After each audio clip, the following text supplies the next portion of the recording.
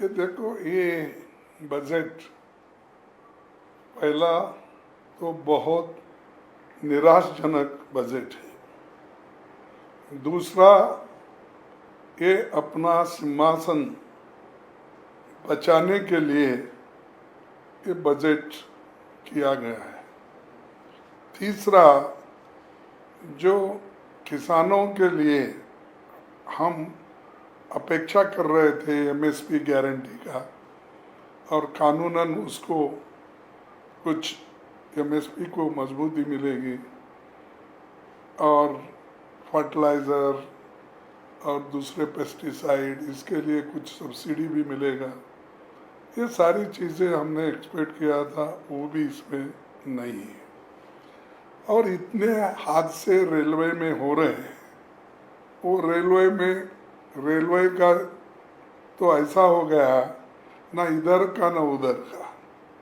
वो finance department जब भी गया, रेल डिपार्टमेंट, तब से या तो उसको ठीक ढंग से पैसे मिल रहे या भर्तियां नहीं हो रहे, उसके बारे में कुछ जिक्र नहीं किया। उन्होंने कर सकते थे कि हम इतने नौकरियां खाली है, उसको ठीक करके सिग्नल वाला हों दो, अटेंड करने वाले हों दो, और जितने भी पुलिस सिक्योरिटी होना वो हों दो। ये जो आवश्यक चीज़ें रेलवे में करनी थी वो भी उन्होंने नहीं किया। और पटरी सुधारना, रेल पटरी सुधारना, और बाकी के जो पैसेंजर की सेफ्टी के लिए कुछ करना था, वो भी इन्होंने ज़्यादा पैसे रख के कुछ नहीं किया। और बहुत दिन से मैं खुद ही कोशिश कर रहा हूँ, जो पहले के स्कीम्स थे, खास करके जो बोगी फैक्ट्री हम कर्नाटक में बनाए थे, उसको एक्सपांड करने का था। तो अब 10 साल से वो एक्सपांड करने के लिए कुछ पैसे नहीं दे रहे। और बहुत से जो नए स्कीम पहले गवर्नमेंट दी थी और जो रेलवे लाइन नए दिए थे, वो भी इसमें नहीं है। तो रेलवे बजट भी इतना कमज़ोर बनाया है, शायद उसी लिए तो वो फाइनेंस डिपार्टमेंट में मर्ज करके उसको ऑर्फन कर दिया गया। चौथा, इतना बाढ़ देश में हर जगह, हिमाचल हो और उत्तराखंड हो, यूपी हो, बिहार हो, और हमारे कर्नाटक में हो, और केरला में हो, हर जगह, और इवन महाराष्ट्र हो, हर जगह ये बाढ़ आ रही है। तो बाढ़ के लिए स्पेशल स्टेप्स उन्होंने क्या लिया, कितने पैसे उसके लिए उन्होंने जाहिर किए, क्योंकि वो एनआरडीपी को स्पेशल पैसे देना पड़ता है। जितना बजट में रखते हैं उससे ज़्यादा आज नुकसान हुआ, लोगों का घर गए, मरे लोग बहुत हो गया। तो उसके बारे में भी उन्होंने ठोस कदम नहीं उठाया, और उसके लिए उन्होंने कुछ दिया नहीं। फिर उसके बाद इनके बजट में एससी एसटी का नाम ही नहीं, या उनके लिए जो बजट पॉपुलेशन के लिहाज से रखने का था वो भी नहीं। दूसरों को तो बहुत बातें कहते, मैं शायद इस बार एससी एसटी को जो एक स्पेशल कंपोनेंट के तहत अलग पैसे रख के देना था वो नहीं किए। शायद उनको गुस्सा होगा, क्योंकि इस बार दलित आदिवासी लोग ज़्यादा रुझान इंडिया गठबंधन के दिया है। तो इसीलिए वो गुस्से में, वो गुस्सा निकालने के लिए, सबक सिखाने के लिए गरीबों को, दलितों को, पिछड़ों को और माइक्रोस्कोपिक बैकवर्ड्स को उन्होंने नज़रअंदाज किया है। फिर उसके बाद देश के किसानों की मांग तो थी, हमने पहले ही बोला, वो कानून तो दूर ही रह गई। और मिनिमम वेजेस की बढ़ोतरी के बारे में भी उन्होंने कुछ जिक्र नहीं किया।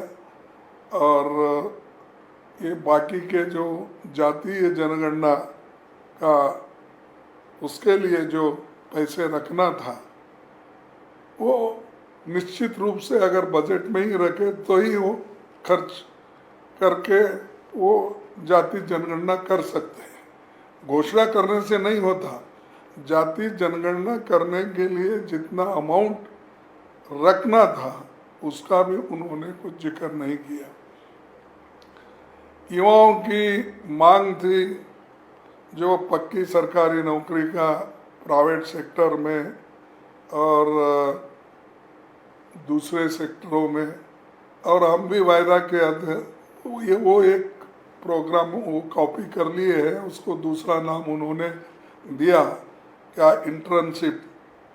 तो हम ये तो उससे ज़्यादा पैसा देकर वो स्कीम को बनाना चाहते थे।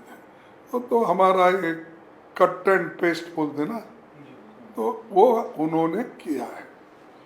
तो सारे देश महंगाई से तड़प रहा है, उसके लिए क्या स्टेप आप उठाने वाले हैं, क्या कदम उठाएंगे वो कंट्रोल करने के लिए, उसका कोई जिक्र इसमें डिटेल तरीके से आपने नहीं कहा।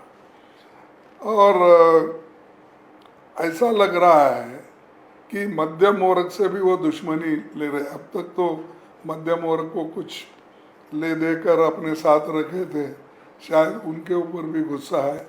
वो मध्यम वर्ग को, गरीबों को, अति पिछड़ों को सब पीछे डाल दिया है।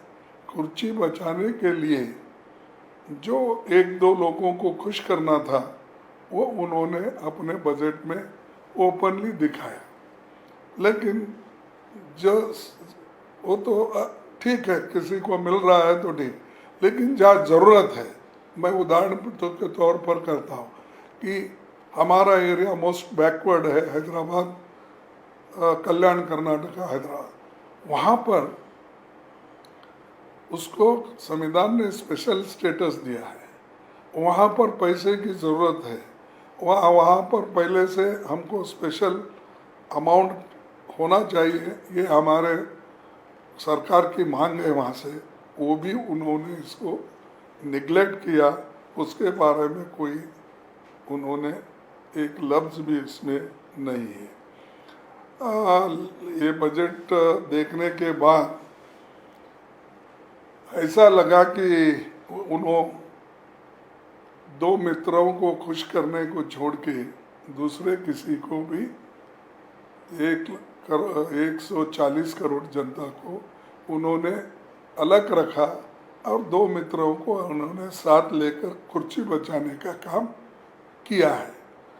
तो कुल मिलाकर ये बजट किसके लिए है अब बाद में मालूम होगा, क्योंकि एक तो हमने बोला कि दो लोगों के खुशी के लिए ज़्यादा है, और वो उनकी हमेशा क्या है, प्रॉमिजर्स तो बहुत है उनके, लेकिन काम कुछ नहीं होता। एक आप ऐसा, एक तो इनके 10 साल के बजट में हमको बताइए कि जैसा मनरेगा जैसा प्रोग्राम हमने किया, फूड सिक्योरिटी का हमने प्रोग्राम किया, हेल्थ मिशन का काम हमने किया, और राइट टू एजुकेशन का काम हमने किया। ये 10 साल में सारे जनता के लिए, बच्चों के लिए मिड डे मील स्कीम, ऐसी सारी चीज़ें हमने 10 साल में करके सारे जनता को समान दृष्टि से हमने किया। आप ऐसा बताओ, आप किसको लास्ट टाइम इन्होंने करोड़ों मकान बनाने का आश्वासन दिया, आवास बना, उसमें अभी भी 50% भी नहीं हुआ, और आगे अब बनाने का आश्वासन तो दिए हैं। तो जब छत मिलेगा तभी लोग याद करेंगे उनको। अब फिलहाल तो वो शायद, मैं तो समझूंगा कि वो जो भाषण करते हैं, और मोदी जी पहले की गारंटी तो कुछ नहीं दिए, तो अब इसमें अपने गारंटी की बात नहीं की है उन्होंने। इलेक्शन में के पहले किए गारंटीज की बात, अब इस बजट में तो उनकी गारंटियां दिख रही नहीं, सब छुप गई। तो एक मोदी साहब हमेशा, उनको आदत है झूठ बोलने की, तो इसीलिए मैं कभी और मौका मिला तो बोलूँगा उनके 10 बड़े झूठ कैसे हैं वो मैं बताऊँगा।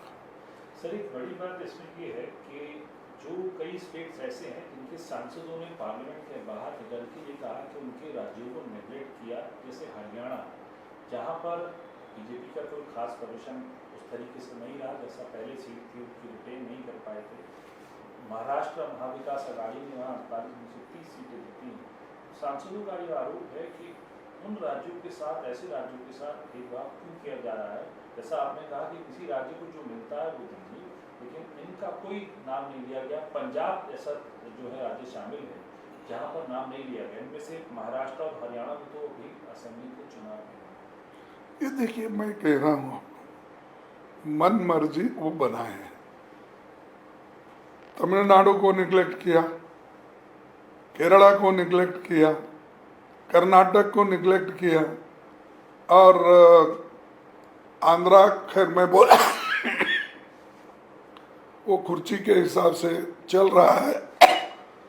और तीसरी चीज हरियाणा नहीं, पंजाब नहीं, और इवन छत्तीसगढ़ के लिए जो आदिवासियों का एरिया बहुत बड़ा है, राजस्थान है, महाराष्ट्र है, और मध्य प्रदेश भी है। और मध्य प्रदेश तो उन्हीं का गवर्नमेंट है। तो लेकिन जहाँ उनको ज़रूरत है उस जगह वो इस बार उतना ही कर लिए हैं। उन्होंने सारे प्लीज